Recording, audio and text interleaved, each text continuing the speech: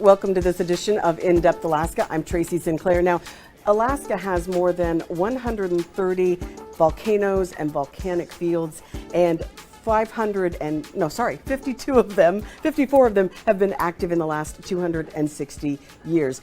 And according to the USGS, Alaska produces about 1 to 2 volcanic eruptions per year. Now, there are seismic stations in some of the volcanoes across the state to monitor them, but the analysis of that data can take a long time, be quite time consuming, and that's what our guest today has been working to improve. Darren Tan is a graduate student researcher at the University of Alaska Fairbanks Geophysical Institute. Darren, thank you so much for joining us. I found this article really interesting about the work that you've been doing. So it's called an automated system of monitoring and classifying persistent vibrations of active volcanoes. That's the way it was described. What does that mean for those of us that don't live this stuff every day? Sure. Thank you very much for the opportunity to be up here talking about my science, first and foremost. And you're exactly right. What we've developed here is essentially a machine learning model, a new algorithm of detecting what we call volcanic tremor. And a distinction here is that, at volcanoes, when unrest occurs, you might think of magma rising up through a conduit. In doing so, it's pressurizing the system, it's breaking rock, causing volcanic earthquakes. But what we're really talking about here is volcanic tremor, which is a different type of ground motion. It's more subtle. It tends to be pretty long in duration and more subtle in the data. Unlike an earthquake, it's not like an impulsive clap. It's more like a low frequency rumble. And usually to kind of detect that, it's really challenging. And what we scientists rely on are spectrogram images. They're kind of pictorial representations of ground motion data. And what we're essentially doing, yeah, exactly right. So that's a spectrogram plot I'm kind of talking about. And you might see some vertical streaks here on the screen right there. Those are earthquakes, but also some really subtle horizontal streaks that tends to persist through time. And that's what I'm talking about, volcanic tremor. And it's difficult to automate an algorithm to detect that just because of how subtle it is. So the technology that we've kind of developed here is to use essentially visual learners. So you might imagine online you'd see machine learning algorithms differentiating a cat or a dog. But what we're looking at is whether it's tremor or is it background signal. If that makes sense. And so why do we want to track these? What's important about tracking these tremors? Right. So as you've mentioned, Alaska is home to a lot of volcanoes, of which 54 are historically active. And across Alaska, we have a lot of people flying over the arc, about, I believe, more than 50,000 a day. And so it's really paramount that we keep a good track of unrest at our Alaska volcanoes. And seismicity or ground motion is one primary way that we do so. So when tremor occurs, these little horizontal streaks, they usually hint at some subsurface unrest. It could be fluid migration, magma-filled cracks kind of resonating, or even like really small but rapid-fire earthquakes. It's still being debated today what the mechanism behind tremor is. But what we do know is that it's indicative of some type of unrest or activity. And so that basically says, okay, we're starting to see something here. It's more consistent. We should keep a closer watch on this, or does it lead you to, let's go check it out, see what's going on? What's kind of the next step when you do see something like this occurring? And are you seeing it in all volcanoes, or just the ones that, I guess it would be obviously the ones that are just starting to pick up their activity? Right. So definitely there's some variability. What I'd like to say is that different volcanoes have different personalities that they show different types of unrest, and it differs from volcano to volcano. Across Alaska, there are definitely some volcanoes that tend to generate more tremor than others. And the volcano that I looked at in my recent publication, that's Pavlov volcano in Alaska, and it's a prolific producer of tremor. Right. And you mentioned, when we detect tremor, what's the next step? Yeah, that's right. That's Pavlov volcano here in the foreground. And when we do detect tremor, I think that's essentially the main thing is to sound the alarm bells, right? immediate next thing would be to see, what do we see in other forms of data? Do we see anything on satellite? Do we see it actively erupting on web cameras looking at the volcano?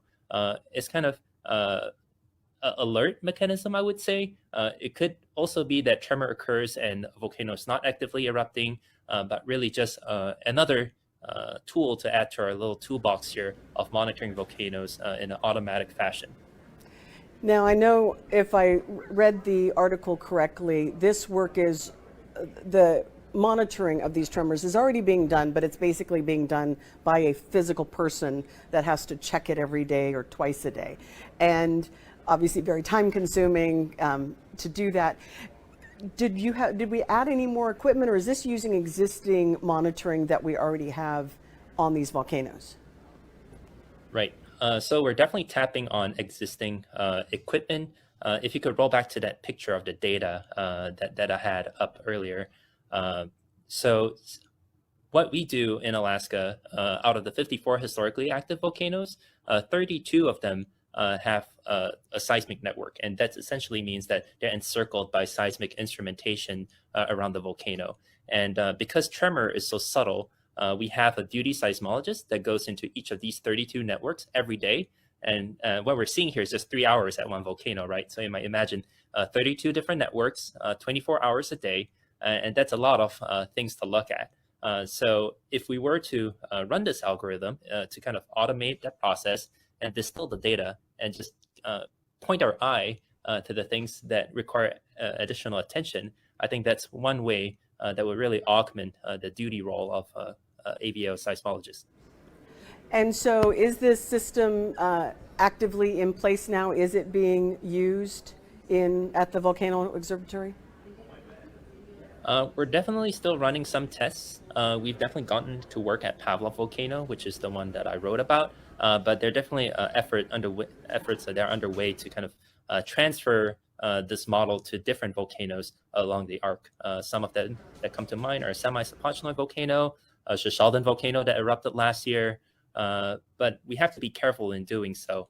I think the article mentions that I said, it's like the Wild West for machine learning, and everybody's just really excited and at times hasty to kind of like pick up a model and just let it go loose, right? But I think it's very important to be careful about how we do it. Just because it works well at one volcano does not mean that it will work on all volcanoes.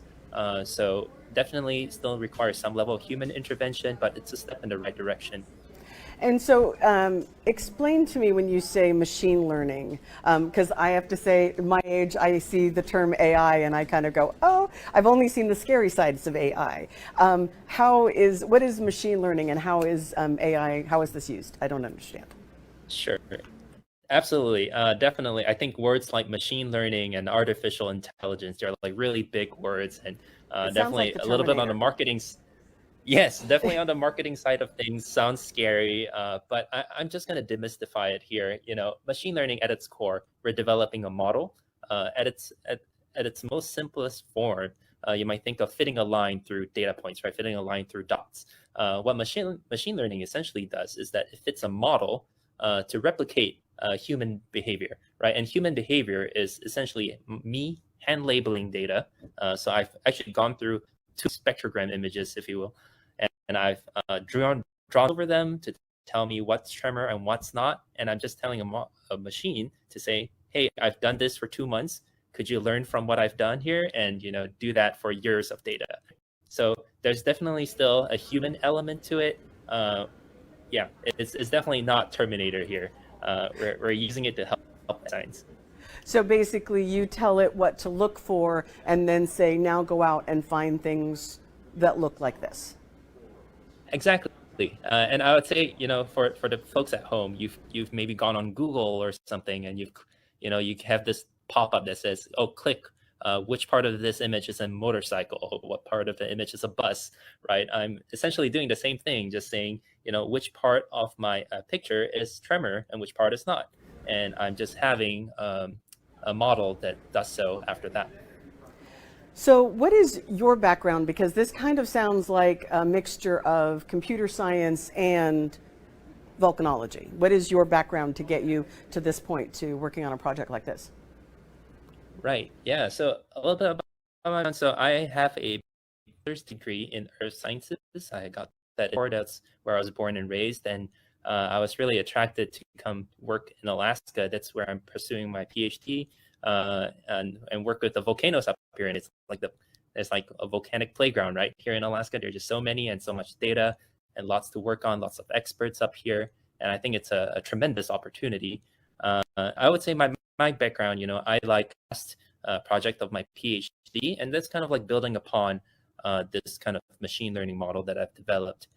So what we've done with that project, developed all, and we ran it on years and years of data. But it has detected all these different kinds of tremor and tell us when it's happening. But now it's we have detected all of these things, but the question is, so what? What does it tell us about the volcano? So right now, what I'm working on is to kind of draw a bigger picture, paint a bigger picture. So that involves bringing in different types of data, satellite gas measurements, if there is there any indication of deformation that is synchronous with these tremor signals, and what does this tell us about the volcano's behavior over the past 20 years, and what does this tell us about what is this conceptual model that's underneath Pavlov volcano specifically. So it's kind of like doing the science after cranking out these tremor detections, so to speak. And yeah. That's great. This is so fascinating. I'm always so excited when we get, having UAF and the Geophysical Center doing all of this work is really great for Alaska and great for science overall. So we really appreciate you. Darren Tan is a graduate student researcher at the University of Alaska Fairbanks Geophysical Institute. Darren, thank you so much, and keep us up to date on wherever your studies take you. Yeah, thank you so much. Yeah, and thanks for having me. It's been great. Yeah.